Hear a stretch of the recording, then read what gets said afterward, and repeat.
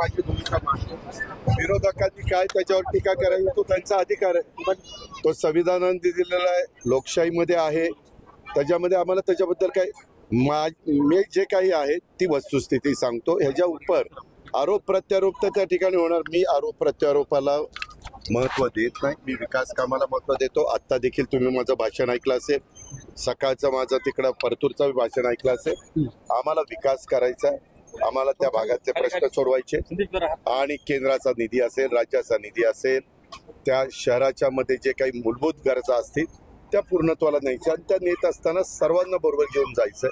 विकास हेच आमचा अजेंडा आहे, विकास हे आमचं ध्येय. मतदारांना धमकावलं असं त्यांचं म्हणणं आलेलं आहे दानवेंचं. कशाबद्दल धमकावलं? मत देण्यासाठी. कशाला धमकावलं? अहो आता सगळेजण तुम्ही बघताय ना देश पातळीवरच्या निवडणुका, प्रत्येक जण सांगतात आमचं सरकार आलं. आता बिहारमध्ये तर तुम्हाला आठवत असेल तेजस्वीने तर सांगितलेलं होतं की आमचं सरकार येऊ द्या, प्रत्येकाच्या घरामध्ये एक एक सरकारी नोकरी देतो म्हणले होते ना. म्हणले होते का नव्हते? प्रत्येकाला बोलण्याचा अधिकार आहे ना. कुणाचं म्हणण्याला महत्व द्यायचं आणि कुणाच्या म्हणण्यावर विश्वास ठेवायचा ही जनता ठरवत असते.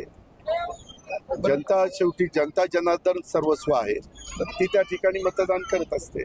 बिनविरोध जे आलेले आहे ते भाजपला सेटलमेंट करून पैशाची देवाणघेवाण करून बिनविरोध आलेले असं एक म्हणणं आहे. मी आपल्याला सांगतो, आपल्या एक मराठीमध्ये म्हण आहे, नाचता येईना अंगणवाकडे.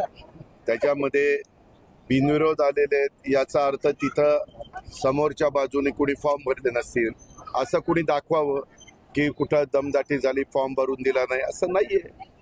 त्याच्यामध्ये आता लोकांच्या समोर काय सांगायचं, अरे तुम्हाला उमेदवार देखील समोर देता येत नाही ते बिनविरोध. आता काल माझ्या बारामतीत 8 जागा राष्ट्रवादीच्या बिनविरोध आल्या, म्हणजे काय आम्ही तिथं दमदाटी केली नाही. बरं, महायुती बऱ्याच ठिकाणी झालेली नाही, कशा पद्धतीने बघता? यामध्ये जिथं शक्य असेल तिथं आम्ही महायुती केलेली आहे.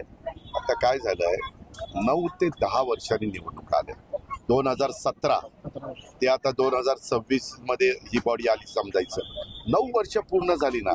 9 वर्षामध्ये जुन्यांना वाटतं आता शेवटची आपल्याला संधी द्यावी, नव्यांना वाटतं आम्ही किती दिवस थांबायचं, त्यांना वाटतं की ह्यावेळेस आम्हाला संधी द्यावी. आणि त्याच्यावर मोठ्या प्रमाणावर सगळीकडेच या निवडणुकीच्या निमित्तानं उमेदवारी मागणाऱ्यांची संख्या आहे.